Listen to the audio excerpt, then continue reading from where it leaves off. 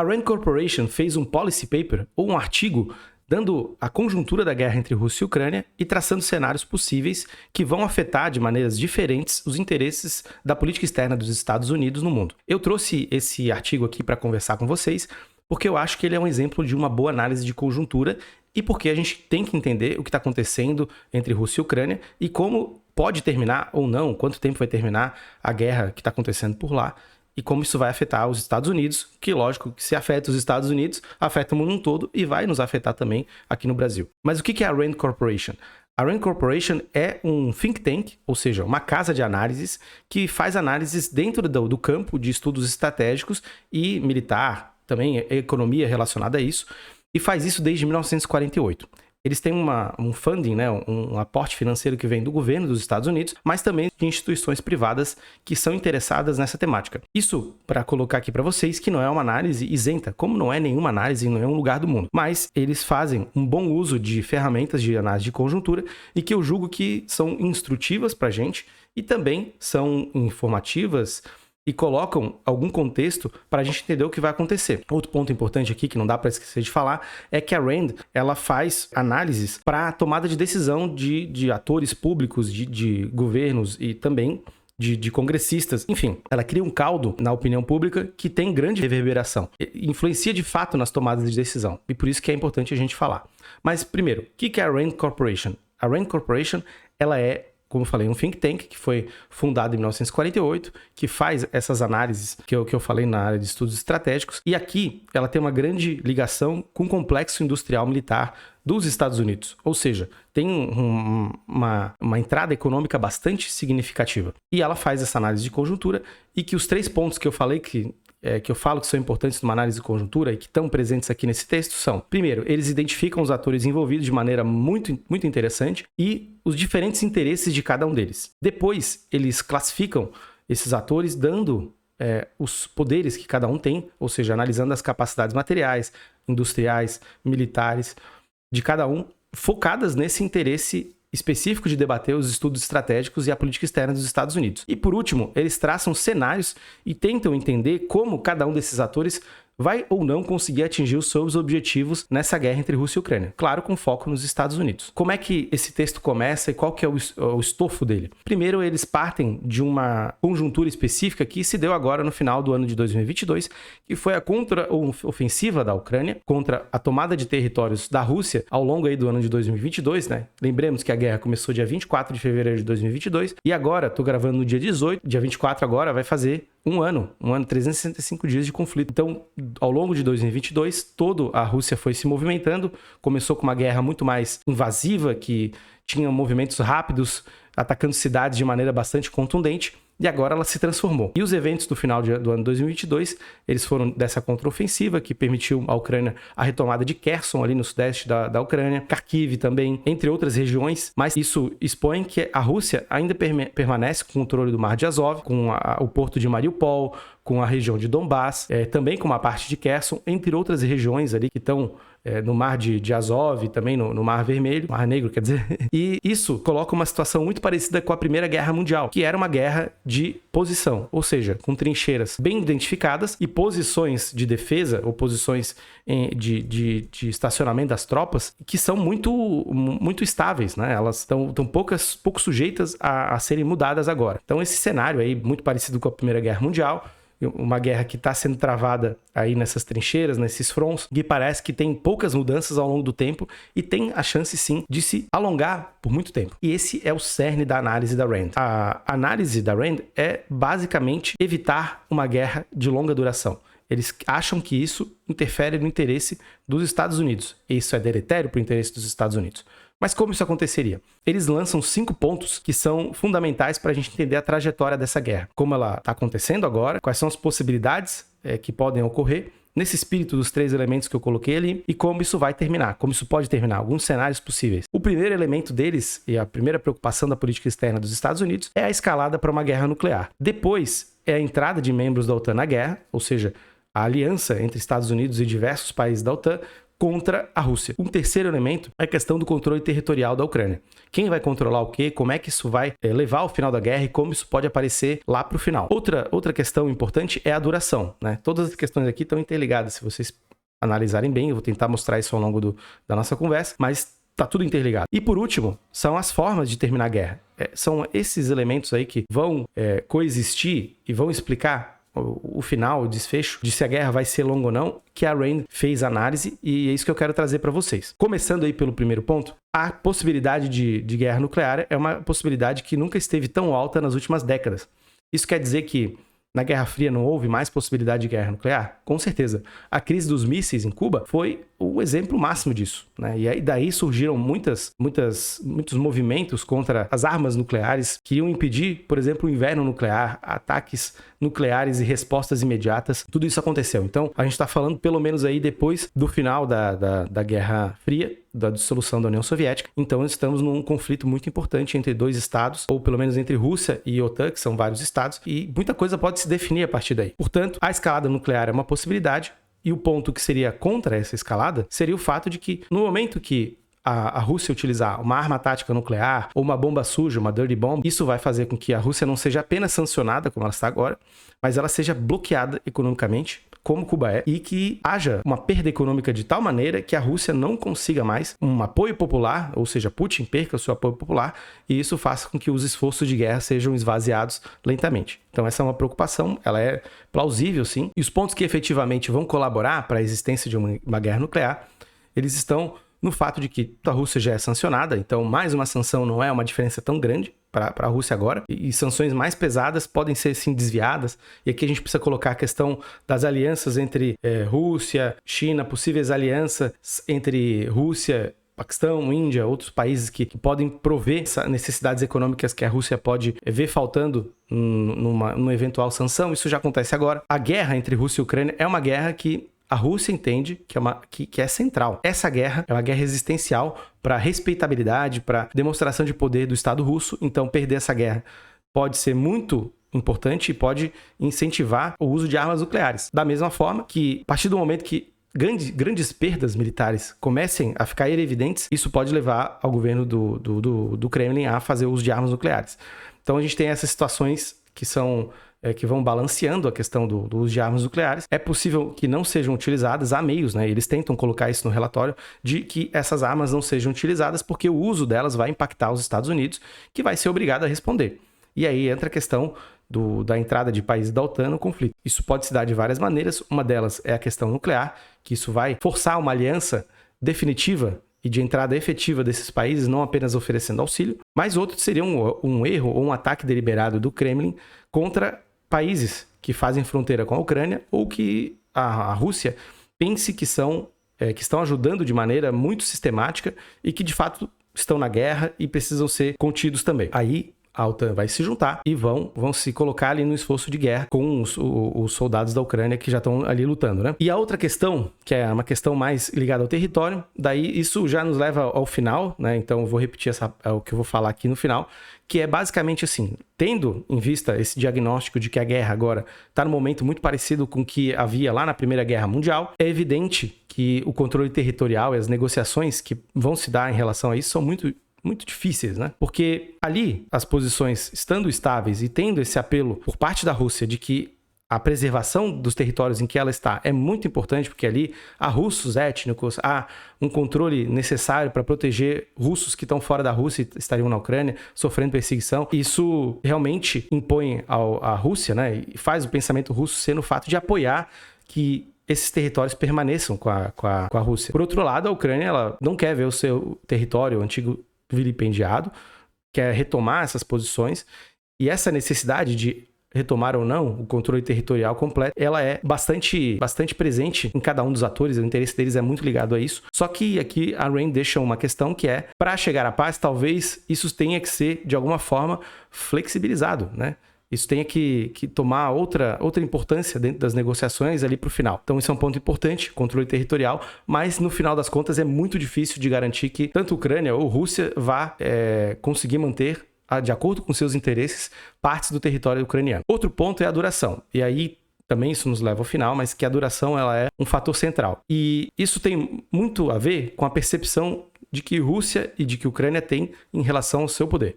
Também, voltando ao exemplo da Primeira Guerra Mundial, e isso eles colocam textualmente, havia dentro das fronteiras dos fronts alemão ou francês e inglês em oposição, a noção de que eles estavam ganhando a guerra, ou pelo menos de que eles tinham força para manter a guerra até o momento em que eles iam conseguir a vitória, ou a vitória total. Essa percepção de força, que aqui a gente por vezes vê se alterando, né, na guerra entre Rússia e Ucrânia, a gente via lá, e isso é um fator colaborativo para aumentar o tempo da guerra. E o tempo da guerra traz consequências que são terríveis. Daí, dialogando direto com o que a Rand quer afetar, que é a tomada de decisão no governo americano, seja o Biden, o Antony Blinken, que é o secretário de Estado, né? Ou os secretários que estão ligados à guerra, os líderes do exército estadunidense, e que fazem esse esforço para lidar com a guerra. E a duração que a gente viu até agora foram problemas terríveis, no que diz respeito ao aumento de preços internacionais, aumento do preço dos grãos e algumas commodities, que leva à inflação mundial. Daí isso também impôs aos bancos centrais uma necessidade de elevação das taxas de juros que inviabiliza a retomada do crescimento econômico, e a inviabilização da retomada do crescimento econômico faz com que haja poucas perspectivas de crescimento econômico para os países, uma retomada do ritmo econômico anterior à Covid, ou que recupere os empregos que foram perdidos com a Covid, com a quebradeira de diversas empresas. Isso é um efeito em cascata. E também, né, tem a questão do interesse dos Estados Unidos na União Europeia, na Europa, nos países europeus, frente à Rússia. É uma questão delicada, né? Deixar a Rússia com os territórios pode parecer uma derrota, ao mesmo tempo que prolongar a guerra por muito tempo traz prejuízos econômicos que tiram a legitimidade dos Estados Unidos, a legitimidade da política de ajuda à Ucrânia, e isso tem efeitos muito problemáticos, né? Com relação à segurança da Ucrânia, em relação a outros pontos. Então a duração da guerra ela tem esses motivadores, nessa percepção de que os Estados estão ganhando, que podem ganhar, ao mesmo tempo em que provoca prejuízos para o mundo inteiro. E a Ucrânia, ela depende da ajuda dos países para continuar lutando. Se não tivesse essa ajuda, a Rússia provavelmente já teria terminado com a guerra e teria conseguido controlar a Ucrânia e ter feito o que quisesse, né? As suas motivações iniciais em relação à guerra, que é o controle do território e a mitigação do que eles chamam de ameaça nazista na Ucrânia, né? Etc. Então, tudo isso já teria acontecido. Isso é uma questão complexa. A duração é um problema central. E, claro, né, a gente tratou aqui de tantos temas, né? O último que é tratado pelo relatório, que são as formas de terminar a guerra. E tem basicamente 3 formas aí que eles colocam, que são mais imediatas para a gente pensar. A primeira seria a vitória completa, né? E se a gente regredir aqui na minha fala, na discussão entre Rússia e Ucrânia e o que está colocado, né, de poder para cada um, o que está colocado territorialmente, a gente vê que é muito difícil. Muito pela guerra de posição que está acontecendo, muito pelas trincheiras e pelos fronts estáveis, né, que estão colocados na guerra, e também pela necessidade, né, de cada país tentar evitar a escalada nuclear. A Ucrânia não tem armas nucleares, mas aqui eu estaria falando de uma possível cessão de armas pelos países da OTAN à Ucrânia para acabar com o conflito. Isso aí, a chance de acontecer é praticamente zero. Mas a chance da Rússia utilizar armas nucleares é muito maior. Então a gente está numa problemática, né, que a guerra, a vitória é muito difícil. E se algum dos países buscar a vitória de fato, completa, né, isso vai fazer com que a guerra dure muito tempo, e é exatamente esse o ponto principal desse relatório da Rand. E aqui a gente tem uma outra questão, e um outro tipo, né, dos 3 que podem levar ao final de uma guerra, que seria o armistício, né? Os próximos 2 aí eu chamo a atenção, o armistício e um arranjo político para o final da guerra. São os acordos de paz, etc. São muito parecidos se a gente olhar rapidamente por eles, mas aqui eu vou tentar mostrar a separação deles e como eles são realmente diferentes.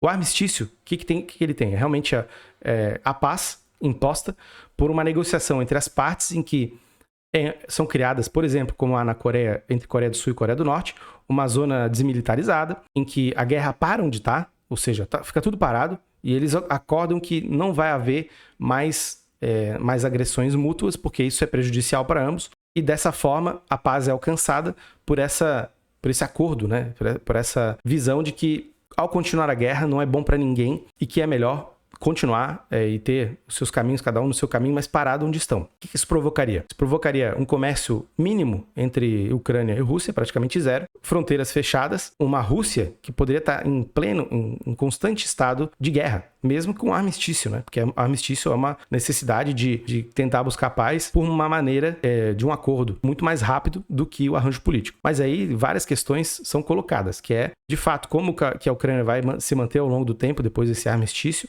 e eu vou falar mais disso, né? Que são questões econômicas e segurança. Isso teria que ser garantido em um ambiente em que o fato da Ucrânia ter entrado na guerra é justamente... que a Rússia ter entrado na guerra, né? Mas a Ucrânia também.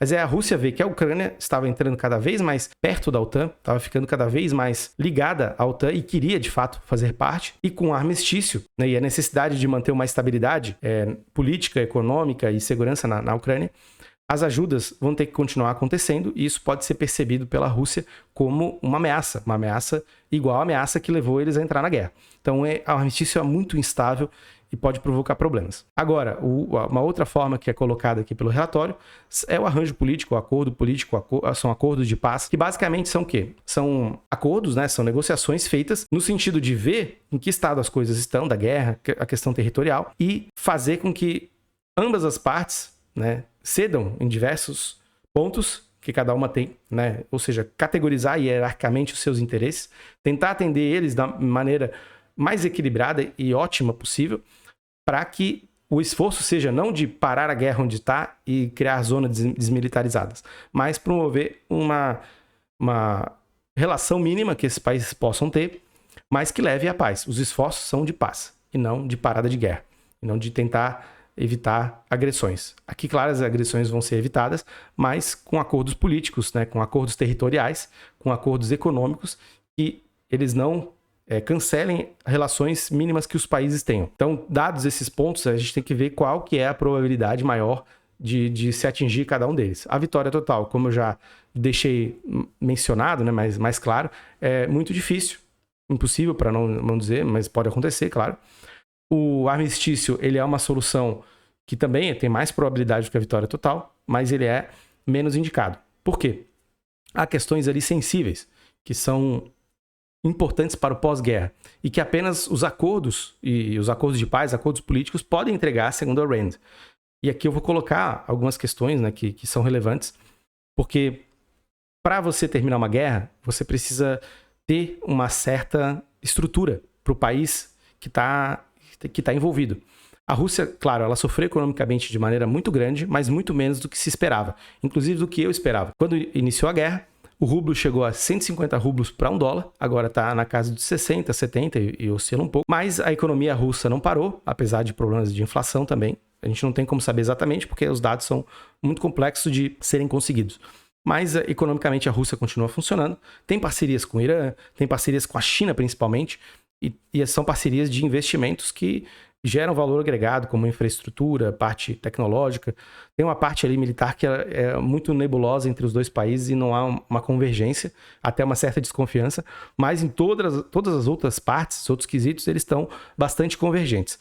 Então, isso ajudou a Rússia a permanecer na guerra, a não sofrer demais com as sanções que foram sem precedentes anteriores, um congelamento de 300 bilhões de dólares em ativos do Banco Central da Rússia, entre outros atores, né, os bilionários da Rússia, e eles tiveram ativos também congelados, e claro, com a expectativa de que isso diminuísse o apoio político e popular do governo do Putin. Mas isso não aconteceu também. Então, precisa ser negociado, levando isso em conta, né, que os efeitos do que foi feito até agora também são limitados, são muito restritos a um certo período curto de tempo, mas a Rússia pode sim sofrer economicamente com o final do conflito, e isso é ruim. Isso é ruim, porque o que precisa ser feito aqui? Em primeiro momento, precisa-se, daí o que seriam os elementos para garantir a paz? Primeiro, precisa-se garantir a reconstrução da Ucrânia e uma segurança. Fazer com que a Ucrânia fique neutra em relação à OTAN e que não gere possíveis agressões futuras da Rússia. Então, esse é um ponto central, junto com a segurança. A reconstrução ela tem que ser feita com a ajuda dos Estados Unidos, Estados Unidos que já gastou muito dinheiro com essa guerra e não tem tanto apoio popular para ficar gastando muito mais, mas isso precisa ser feito. A questão da segurança e economia da reconstrução precisam ser atendidas, assim como a questão da neutralidade, que vai além da definição de ajuda da Ucrânia, a questão de segurança ou a questão da neutralidade, que é o que fazer com a Rússia pós-guerra. A Rússia começou a agressão e não chamou de guerra, chamou de operações especiais militares e foi fortemente sancionada. O fato de não ter um plano, né, ou se quiser a paz e não ter um plano para as sanções, é dar um tiro no pé, porque a Rússia precisa de alguma forma ter vinculações com a Ucrânia e com o resto dos países europeus, do mundo, não pode continuar sendo sancionada, porque a ideia, né, de ter o elemento externo para justificar a agressão vai continuar existindo. E a Rússia precisa ser neutralizada nesse sentido também. Não há razão ou sentido de manter as sanções econômicas, segundo a RAND, contra a Rússia. Essa revisão das sanções vai ao encontro das negociações. É uma parte que a OTAN e os países do Ocidente vão ter que ceder, que é dar espaço econômico para a Rússia, e a Rússia vai ter que ceder também em algumas questões, porque o Putin não é a pessoa mais confiável para o Joe Biden ou para o Olaf Scholz, ou para qualquer liderança como Macron, qualquer liderança da União Europeia, não leva fé no Putin, não leva a confiança necessária para chegar num acordo. Então, algumas sessões, ceder é importante para a Rússia em diversos pontos, mas, ao mesmo tempo, precisa-se conversar em relação às questões das sanções e as questões territoriais, que foram o gatilho inicial para isso, lá desde 2014, que a Rússia começou com a anexação da Crimeia até agora. Então, a Rússia vai provavelmente ter que ceder os territórios que ela invadiu. A Ucrânia vai ter que também liberar esses territórios e aceitar isso. E um balanço político, né, em relação à Ucrânia e Rússia tem que ser feito. E, claro, os países da OTAN, porque a Rússia não vai poder ser isolada e tratada como um pária, na medida em que ela consegue fazer uma guerra e poderia ter ganhado caso não fosse ajuda externa. Então, não é um player para você simplesmente ignorar que a guerra foi simplesmente a demonstração de um autoritarismo do Putin e que isso deve ser combatido moralmente. Não é assim que funciona, e se fizer dessa forma nos Estados Unidos, se simplesmente combater moralmente, vai criar condições piores. E aqui eu volto ao título, né, do relatório, do artigo da RAND, que é Evitando uma Guerra Longa. O que eles querem é evitar essa guerra longa, fazer com que a guerra acabe de uma vez, porque os custos que os Estados Unidos está tendo, os efeitos geopolíticos vão ser muito deletérios. Além de ser uma questão econômica, é uma questão que, caso você continue com a guerra, se acabar a guerra, exclua a Rússia do convívio, né, do comércio internacional, das negociações, você vai estar simplesmente favorecendo a maior ameaça dos Estados Unidos, que não é a Rússia, é a China. Coloca a Rússia no colo da China de maneira definitiva. E isso não pode acontecer. Dar mais força para a China é jogar contra, no médio e no longo prazo, a liderança dos Estados Unidos no sistema internacional. Então é assim que termina, né? Acho que o evitar a guerra longa e tratar desses diversos temas complexos são as questões que precisam ser feitas, e na questão da paz, a melhor forma é o arranjo político. Ele que vai dar, se houver de fato negociações políticas que avancem e que cada lado ceda em algum ponto específico, isso vai levar a uma paz e vai preservar, né, dentro desse cenário que já é totalmente desfavorável para os Estados Unidos, preservar minimamente as possibilidades de se reconquistar essa liderança estadunidense que se vê agora numa grande ameaça, né? Mas é isso. Hoje eu falei sobre esse relatório, não trouxe notícias, né, porque esse relatório ele já cobre muita coisa e ajuda a gente, instrumentaliza a gente para identificar e poder fazer as nossas análises de conjuntura respeitando aqueles 3 mínimos pilares que ela precisa ter. Mas é isso, gente. Eu dou meu tchau aqui, um abraço para vocês e até a próxima.